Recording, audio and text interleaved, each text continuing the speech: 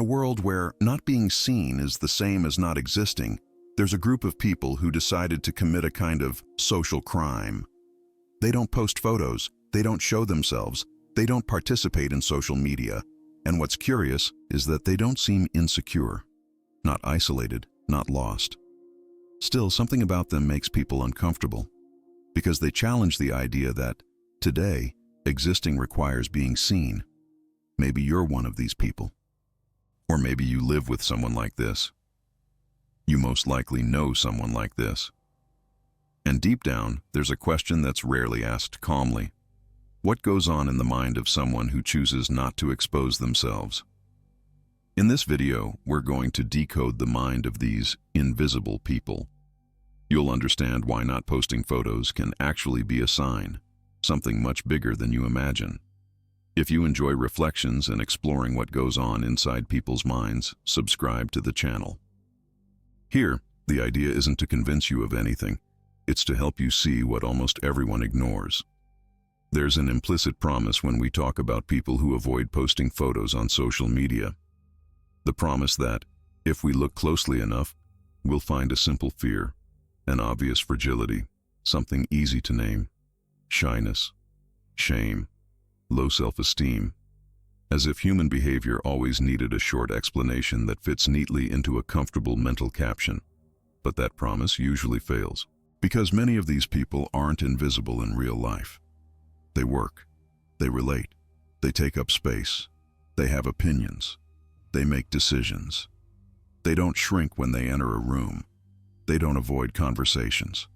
They don't apologize for existing. They don't share what they consider most important and unique with strangers.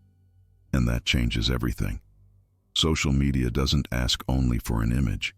It asks for a cut, a frame, a version of yourself that can circulate without you. When someone posts a photo, they're not just saying, "This is me," but "This is me right now," vulnerable, available for interpretation, comparison, and consumption. Some people do this without thinking. Others think. And precisely because of that, they don't do it. Like me. The first common psychological reason here isn't fear of judgment itself, but reflection on what's at stake. A unique perception that an image, once published, no longer belongs to the person who created it. It enters its own logic, metrics, quick glances, automatic associations, lazy conclusions. The person who avoids posting isn't necessarily protecting themselves from others. They're protecting themselves from simplification. There's a type of mind that realizes, a little too early, that one's own life shouldn't be exposed to everyone, without any control or even understanding of who's watching. That understands that any attempt to show oneself there will inevitably be a reduction. And this perception comes at a high cost. The discomfort of not fully participating in a social ritual that has become almost mandatory. And if you dare to question those who do participate, you end up becoming the topic of conversation among friends. At some point, these people realize that posting isn't consequence-free. It's an exchange. You hand over a fragment of your identity and receive in return signals of fast validation. Likes, comments, views. For many, that's enough. For others, something feels too shallow. Not out of arrogance, but out of internal misalignment. That misalignment is rarely conscious at first. It shows up as a diffuse discomfort, a resistance without a speech, a "I don't want to" that doesn't come with clear reasons. And that's exactly where the behavior is often misinterpreted, even by the person themselves. Because we live in a culture that associates visibility with existence.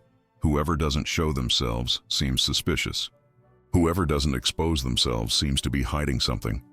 But what if instead, they're preserving their own life from unwanted eyes, preserving the freedom of not being constantly observed, preserving the possibility of changing without having to announce it, preserving the right to be contradictory without a public record? There's something deeply human, and rarely valued, in this kind of retreat. Psychology knows this. Not all avoidance is escape. Sometimes it's selection. A silent filter that says, "Not every space deserves access to me."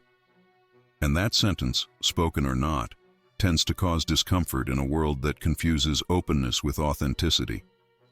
Now, so you don't miss any of our content, subscribe down below and leave a like. And even more important, don't forget to share your opinion in the comments. It really matters to me.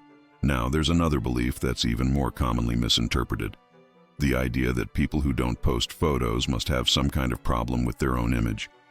As if, behind that silence, there were a rejection of their own face, body, or appearance. But that reading is rushed, and in many cases, completely wrong. There are people who don't post photos precisely because they don't have a conflicted relationship with their own image. The conflict begins when the image starts demanding more than it should, when it stops being a detail of life and starts competing with the experience itself. They notice something subtle. The camera changes behavior even before the click. The body adjusts. The smile shows up early. The moment no longer exists for what it is, but for what it might represent later. And for some minds, that creates a fracture that's hard to ignore. It's not rejection of the mirror, it's distrust of the stage. These people often notice that, when they start posting images, something inside them begins to organize outward. The day stops being simply lived and becomes potentially displayable. The trip turns into a backdrop.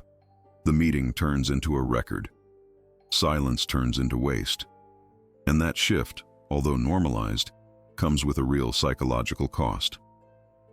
Psychology observes that not everyone tolerates well the idea of constantly seeing themselves as an object, of watching themselves being watched. For some, this feels stimulating. For others, it feels draining. It's not shyness, it's psychic economy. There's a type of personality that prefers to invest energy in direct experience, not in curating its own visual narrative. Not because it's better, just because that's how it works. For these people, posting photos doesn't feel light. It requires an internal decision disproportionate to the perceived benefit, an identity adjustment that doesn't feel necessary. And then the external labels appear. Too reserved, too discreet, weird, low profile, as if absence needed justification in a space that has become the standard, as if neutrality were no longer an option. But maybe the most interesting thing is noticing that this behavior rarely comes alone. It repeats itself in other areas. People like this tend to talk less about themselves, even when they have a lot to say. They prefer bonds that are built over time, not in a display window. They trust presence more than record. There's a silent coherence there. The mistake is trying to explain this as a lack when it's often a choice. A non-ideological, non-militant choice, just organic. A body that understands its limits. A mind that refuses certain kinds of noise. And that leads us to an uncomfortable question. When did we start treating non-exposure as something that needs explaining, while overexposure became neutral behavior? There's a pattern that runs through almost all of these people, although it's rarely noticed as such. It doesn't show up as a personality trait in simple tests, nor as a psychological diagnosis. It shows up more as a quiet posture toward the world. It's a different relationship with one's own identity. For this kind of mind, the self isn't fixed enough to be constantly displayed. There's a perception, sometimes uncomfortable, that the person you are today won't be the same tomorrow, and that crystallizing public versions of yourself creates a trail that's hard to carry. Posting photos, in that sense, isn't just showing how you are. It's signing off on continuity, creating an external expectation, a narrative that starts demanding coherence. And not everyone feels comfortable living under the obligation of being recognizable. There's a subtle difference between expressing yourself and defining yourself. Social media blurs that line all the time. It encourages constant little definitions. I'm like this. I like this. This is my style. This is my life. For many people, that brings order. For others, it becomes a cage. People who avoid posting photos often feel, even without putting it into words, that identity needs zones of silence in order to keep breathing. That too much documentation hardens what should remain fluid. That continuous exposure turns the person into a character of themselves. And there's something almost paradoxical about it. These people don't run from someone else's gaze and intimacy, but they resist the anonymous mass gaze, the one with no context. They don't want to be seen by many. They want to be perceived by a few. And that completely changes the internal math. Depth psychology has already noticed that some individuals build their sense of self more from inner experience than from external reflection. They don't need to see themselves mirrored all the time to confirm that they exist. On the contrary, the more they're watched, the more they feel something essential shift out of place. So their silence isn't empty, it's dense. They aren't absent, they're whole somewhere else. A place where life doesn't need to become proof, where the moment doesn't have to be converted into an image to earn legitimacy, where simply existing is still enough. And maybe that's what bothers people so much. In a world that demands traces, some people walk a little too lightly. Maybe, after all of this, the question isn't even about social media anymore. Not about photos. Not about showing up or not. Maybe it's about how much of your life actually needs to become proof in order to stay real. About when we started confusing presence with documentation. And at what point silence started to feel too strange to be respected. Some people don't post photos because they sense, even without words, that not everything that's lived needs to be seen. That certain parts of identity only stay alive when they aren't touched all the time by other people's eyes. That isn't escape. It's a different way of existing.